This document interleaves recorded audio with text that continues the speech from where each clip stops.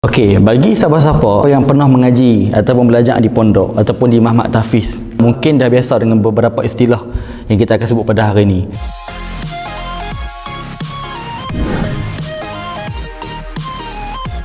Namun, bagi siapa-siapa yang tak pernah mengaji di pondok ataupun tak pernah belajar di pondok, kemungkinan tak biasa dengar beberapa istilah, di antaranya sabak, tasmi', manzil ataupun murajaah dan sebagainya. Macam saya ambil tahfiz di satu universiti, dan di situ istilah-istilah yang contohnya sabak ataupun manzil tak digunakan pakai ataupun jarang-jarang disebut. Hanya disebut satu istilah saja, itu satu istilah tasmi'. Jadi bila tasmi' ni kita faham tasmi' ni sebab hantaran hafalan baru. Yang itu yang digunakan semasa di universiti. Bila saya masuk berkhidmat di sini di daerah di Pulau Pinang, beberapa istilah yang saya diperkenalkan ataupun saya faham, di antaranya sabak, prasabak, manzil, muhtah khatam dan juga syahadah. Okey, yang pertama, sabak adalah hantar hafalan baru. Contohnya pelajar malam tu dia duduk tengah hafal yang baru, hafal, esok pagi dia kena hantar sabak ataupun kena hantar hafalan yang baru dia hafal. Kebiasaannya kemampuan anak-anak di sini mungkin boleh hafal dalam 2 muka surat ataupun 3 muka surat sehari, ataupun 1 makro' iaitu 2 muka setengah sehari, ataupun paling kurang 1 muka sehari. Yang kedua adalah prasabak. Prasabak dalam institusi atau pemahaman hal lain juga disebut sebagai murajaah ataupun ulangan. Prasabak ni kalau di tahfiz pusat mengajar daerah di Pulau Pinang, prasabak dikhususkan kepada ulangan yang baru dia hafal. Contoh pelajar ni dia hafal juzuk 26. Jadi prasabak diulang pada juzuk tersebut. Macam tu. Okey, jadi yang ketiga adalah manzil.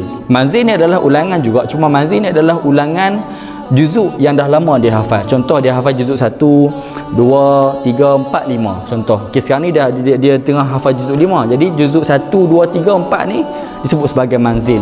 Juzuk yang lama-lama dah dia hafal. Jadi ulangan kena buat. Sebab apa? Nak kuatkan ingatan pelajar ni supaya tak lupa apa yang dah dia hafal. Jadi mudah untuk melangkah kepada syahadah. Yang keempat adalah muhtah khatam.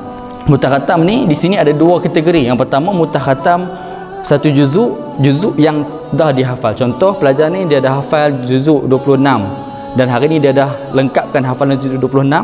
Jadi esok ataupun lusa ataupun hari ketiga dia kena hantar muhtah khatam, iaitu 1 juzuk sekaligus tanpa melihat Al-Quran. Dan bila contoh dia dah hafal 1 juzuk, 2 juzuk, 3, 4 sampai 5 juzuk, saya bagi dekat dia masa seminggu ataupun 3-4 hari untuk dia ulang balik 5 juzuk ni, dan dia kena hantar muhtah khatam 5 juzuk sekaligus untuk menjaga hafalan dia.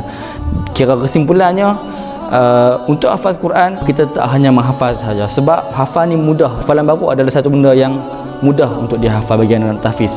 Cumanya yang menjadi satu kesusahan ataupun satu cabaran adalah untuk ingat Al-Quran. Jadi untuk ingat ni ada beberapa istilah yang guna pakai lah, yang kita bincangkan tadi, iaitu adanya prasabak, adanya manzil, adanya muhtah khatam.